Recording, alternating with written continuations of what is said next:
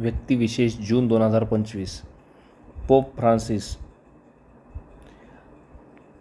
Catholic धर्मियांचे सर्वोच्च धर्मगुरू पोप फ्रान्सिस यांचे निधन 21 एप्रिल 2025 रोजी व्हॅटिकन सिटीच्या वतीने जाहीर करण्यात आले. पोप फ्रान्सिस हे 88 वर्षाचे होते. ते डबल न्यूमोनियाने ग्रस्त होते. त्यांचा मृत्यू स्ट्रोक आणि हृदय व रक्तवाहिन्या निकामी झाल्यामुळे झाला. त्यांच्या पार्थिवावर रोम येथील सेंट मेरी मेजर बेसिलिका येथे शनिवारी साधेपणाने अंत्यसंस्कार करण्यात आले.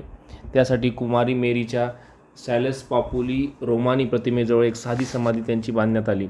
भारत सरकारच्या वतीने व जनतेच्या वतीने शोक व्यक्त करण्यासाठी राष्ट्रपती द्रौपदी मुर्मू यांच्या नेतृत्वाखालील अधिकृत भारतीय शिष्टमंडळ अंत्यविधी समारंभाला उपस्थित होते. शिष्टमंडळामध्ये केंद्रीय संसदीय कामकाज व अल्पसंख्याक मंत्री किरेन रिजिजू, अल्पसंख्याक व्यवहार राज्यमंत्री जॉर्ज कुरियन आणि गोवा विधानसभेचे उपाध्यक्ष जोशुआ डिसूजा यांचा समावेश होता. जन्म 17 डिसेंबर 1936 रोजी अर्जेंटिनामधील ब्युनॉस आयर्स येथील इटालियन वंशाच्या कुटुंबात. मूळ नाव जॉर्ज मोरिओ बेर्गोलिगो.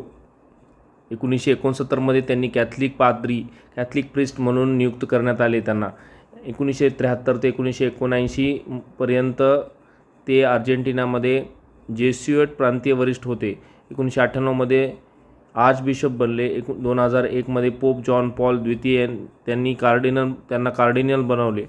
28 फेब्रुवारी 2013 रोजी पोप बेनेडिक्ट 16 यांच्या राजीनाम्यानंतर एका पोप कॉन्क्लेव्हने 13 मार्च 2013 रोजी बर्गोलियो यांची निवड त्यांचा उत्तराधिकारी म्हणून केली. बर्गोलियो यांनी सेंट फ्रान्सिस ऑफ असिसी या संतांच्या नावावरून फ्रान्सिस हे नाव निवडले.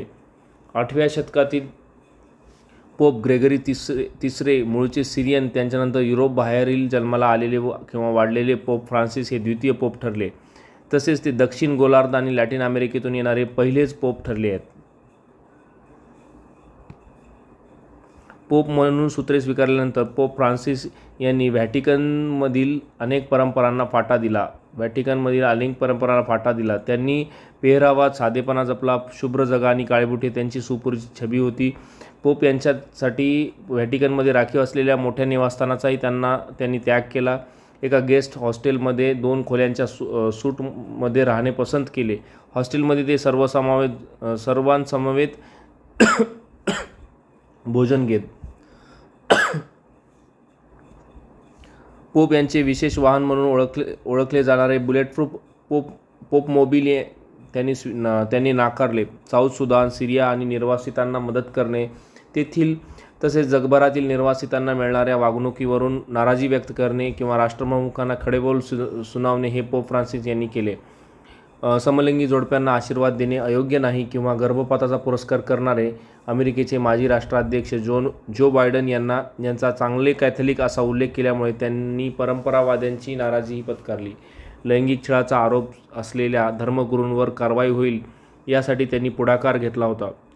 पोप फ्रान्सिस हे फुटबॉलचे चाहते होते आणि लिओनेल मेसी त्यांचा आवडता फुटबॉलपटू होता. लोकांमध्ये मिसळण्याला पोप फ्रान्सिस यांनी इतर जबाबदाऱ्यांच्या बरोबरीने प्राधान्य दिले. व्हॅटिकन आणि पोप या दोन्ही संस्था अधिक सर्वसमावेशक बनल्या पाहिजेत असे त्यांना वाटायचे आणि हा बदल हे कृतीत उतरवायचे. पोप लिओ 14 2 दिवसांच्या मतदान प्रक्रियेनंतर 8 मे 2025 रोजी 69 वर्षीय कार्डिनल रॉबर्ट फ्रान्सिस प्रिव्होस्ट यांची चर्चचे 267वे पोप म्हणून निवड झाली. त्यांनी पोप लिओ 13 यांच्यावरून प्रेरित होत पोप लिओ 14 नाव निवडले आहे. कार्डिनल रॉबर्ट फ्रान्सिस प्रिव्होस्ट यांना एकूण 133 कार्डिनल्सच्या मतांपैकी आवश्यक 2/3 किंवा 89 मते मिळाली.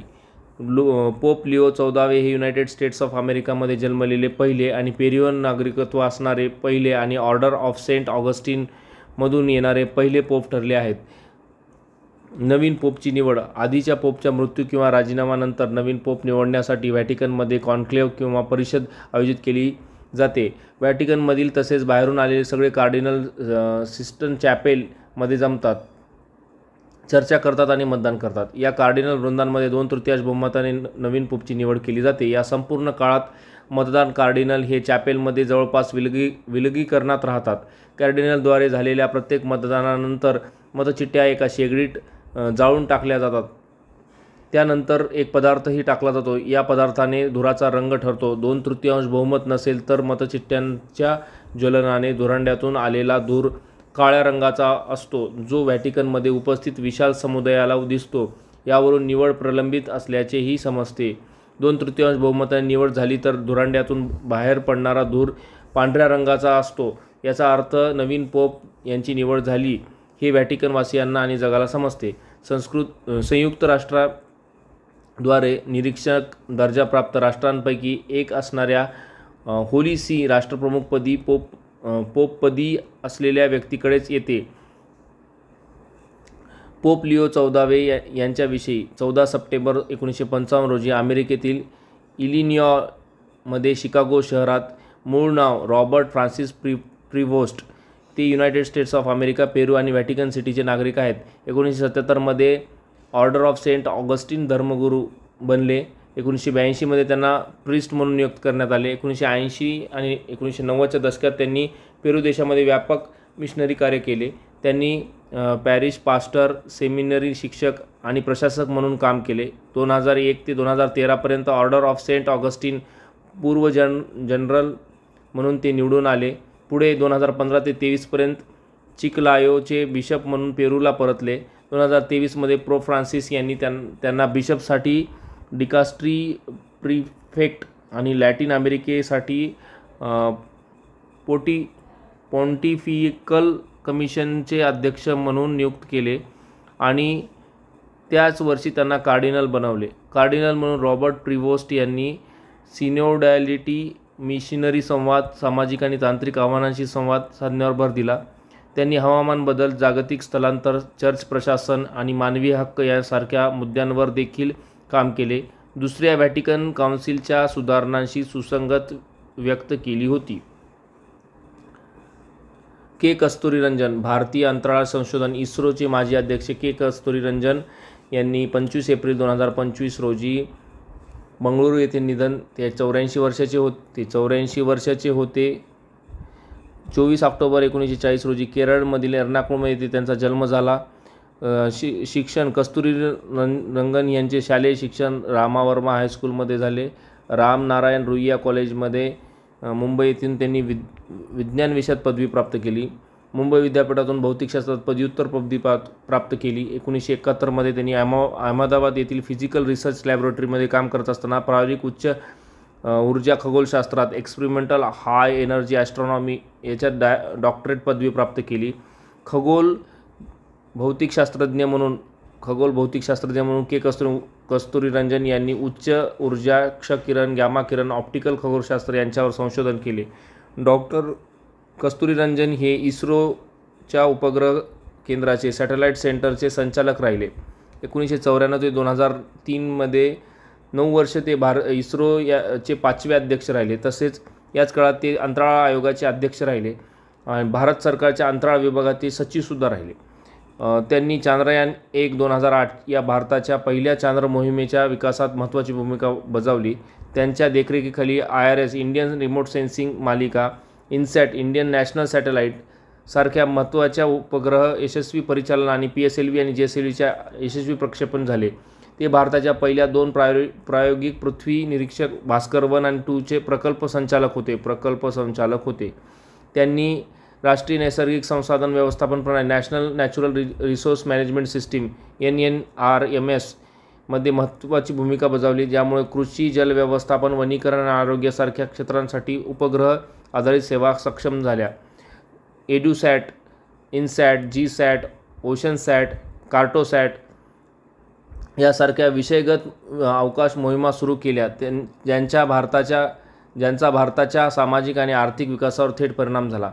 इतर महत्त्वाची पदे: बंगळुरू येथील इंडियन अकॅडमी ऑफ सायन्सेसचे अध्यक्ष, 2003 ते 2009 या दरम्यान राज्यसभेचे राष्ट्रपती नियुक्त सदस्य, नियोजन आयोगाचे सदस्य, भारतासाठी राष्ट्रीय शिक्षण धोरण 2020 तयार करण्यासाठी नेमण्यात आलेल्या 12 सदस्यीय समितीचे अध्यक्ष, नवीन राष्ट्रीय अभ्यासक्रम आराखडा विकसित करण्यासाठीच्या समितीचे अध्यक्ष, पश्चिम घाट पर्यावरणशास्त्र अहवालाचा आढावा घेण्यासाठी जबाबदार असलेल्या समितीचे अध्यक्ष, बेंगळुरू येथील रमन रिसर्च इन्स्टिट्यूट ट्रस्टच्या विश्वस्त मंडळाचे सदस्य.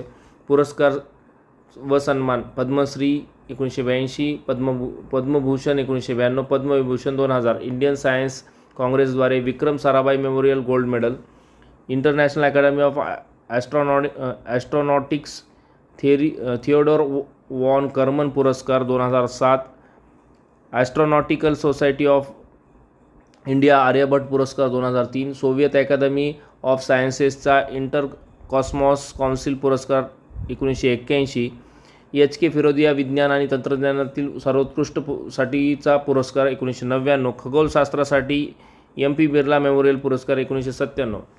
गिरिजा व्यास. ज्येष्ठ काँग्रेस नेत्या आणि माजी केंद्रीय मंत्री गिरिजा व्यास यांचे मे 2025 वयाच्या 79व्या वर्षी निधन झाले. व्यास ह्या 1977 उदयपूर जिल्हा काँग्रेस प्रमुख म्हणून त्यांच्या राजकीय कारकिर्दीला त्यांनी सुरुवात केली. त्या 2 वेळा आमदार, 1985 ते 90 पर्यंत राजस्थानमध्ये मंत्री होत्या. 1991 पहिल्यांदाच उदयपूरमधून लोकसभेवर निवडून आल्या. त्या उदयपूरच्या 3 वेळा खासदार राहिल्या. PV नरसिंहराव यांच्या सरकारमध्ये माहिती आणि प्रसारण राज्यमंत्री होत्या. 2013 ते 14 पर्यंत मनमोहन सिंग सरकारमध्ये गृहनिर्माण आणि शहरी दारिद्र्य निर्मूलन मंत्री म्हणून त्यांनी काम पाहिले. राष्ट्रीय महिला आयोगाच्या अध्यक्षा म्हणून 2008 ते 11 म्हणूनही त्यांनी काम पाहिले. लैला कबीर फर्नांडिस. दिवंगत समाजवादी नेते जॉर्ज फर्नांडिस यांच्या पत्नी, सामाजिक कार्यकर्ता. मे 2025 आतड्याच्या कर्करोगाने त्यांच्या दिल्लीतील निवासस्थानी निधन झाले. 88 वर्षाच्या होत्या. त्यांचे वडील हुमायूं कबीर पंडित जवाहरलाल नेहरू यांच्या मंत्रिमंडळात शिक्षण मंत्री होते. तर आई शांती ह्या अनेक आंतरराष्ट्रीय संस्थांशी जोडलेल्या होत्या. लैला कबीर हा एक सक्रिय सामाजिक कार्यकर्त्या होत्या. त्यांनी रेड इंडियन क्रॉसमध्ये सहाय्यक संचालक पद भूषवले होते. 1970च्या दशकात विशेषतः बांगलादेश मुक्ती युद्धादरम्यान त्यांनी मानवतावादी प्रयत्नांमध्ये सक्रिय भूमिका बजावली. रेड क्रॉसचे काम सोडल्यावर विद्या इंडिया या नावाने दिल्लीत वंचित अनाथ मुलांच्या शिक्षणासाठी त्यांनी संस्था सुरू केली.